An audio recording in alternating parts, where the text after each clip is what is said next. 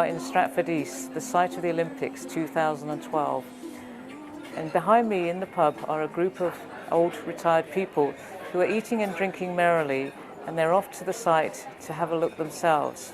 And I'm going to ask them to show me what they've got on their iPhone. And I bet you they've got more apps than I have.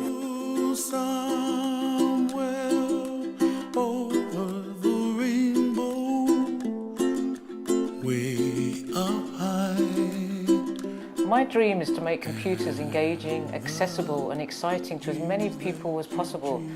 I'm particularly interested in people who are getting older and retiring.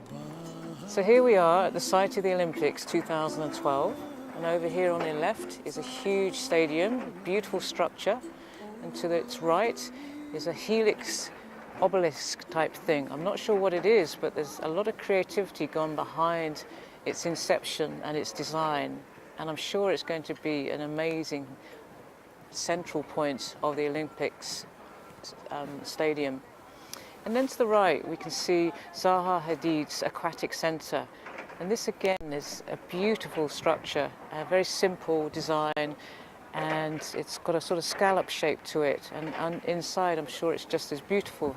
And I think Zaha has tremendous creativity, and I'd like to think that I'd have some of that in my dream fellowship.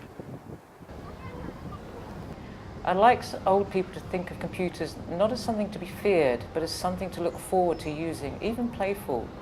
But that requires rethinking the relationship between ICT and aging. So far, a lot of work has focused on developing technologies for what's called assisted living. An example is an intelligent pill box that tells you which pills to take and at what times of the day to swallow them. I want to get away from that prosthetic device approach and instead engage old people in designing technology themselves using current toolkits so that they are in control of their interactions with the technology and the environment.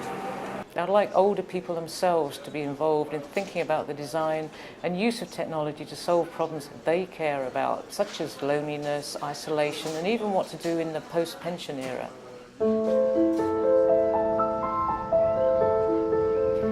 The Dream Fellowship will provide me with opportunities to think out of the box about aging as wisdom and computers as cognitive amplifiers. In particular, it will allow me to think the unthinkable, even to rethink what it means to be human. To begin, I'll look at what it means to age well and enjoy quality living in later life. But to truly think out of the box, I need to do something more. So this is where I thought I would do something quite different. I'm going to study creativity and cooking. You might well ask, what? Well, my idea is to juxtapose the challenges of aging with the understandings of creative cooking. I plan to move back and forth between the two. I'm going to start by going behind the scenes and observing what goes on in kitchens. For example, what goes on in a kitchen like this one at this pub, where they have to cook 30 meals and have them all at the same time for parties like this. What kind of collaboration and intense coordination is required. I'm also going to go to some of the kitchens of the top chefs like Weston Blumenthal and see how he comes up with new dishes, new menus, and what kinds of ingredients he uses to do that, so that intense creativity. So I'm going to go on a training course myself to learn about the art and science of creative cooking. But to begin with, I'm off to South Africa, a country going through massive transformation, to observe how chefs from across the spectrum work together. I then plan to organise a workshop for people coming from quite diverse backgrounds to debate a controversial topic such as ageing bodies, expanding minds. Based on all the new insights, I'll then start to conjure up ideas for novel digital technologies to enhance the creative horizons of everyday old people. So I've just started my job at University College London at UCLIC, and this is my second day, and I commute from Brighton, and I got off the train here at Warren Street, walking down Tottenham Court Road, when I looked up and I saw this bicycle outside this store, but actually it's a cafe, it's a coffee shop, and I walked in because I was just intrigued. And there's something about the way in which this has been designed that there's a lot of care and thought gone into it. So if you look over here, there's a tree stump where all the sugars and stuff are on.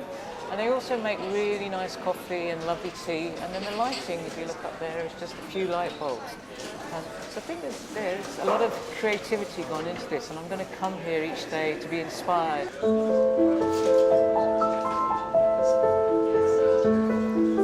I'd like to be even more creative, even a bit crazy with my ideas and research.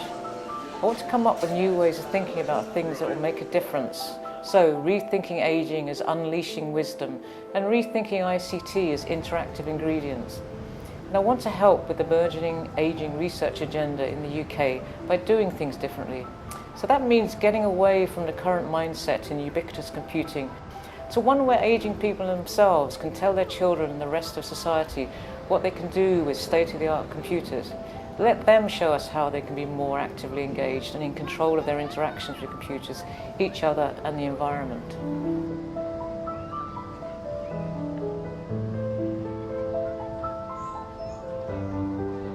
So I'm about to embark on my dream fellowship now to rethink aging, to rethink cooking and rethinking ICT as interactive ingredients. I'm going to blog so you can keep posted, but for now, see you later.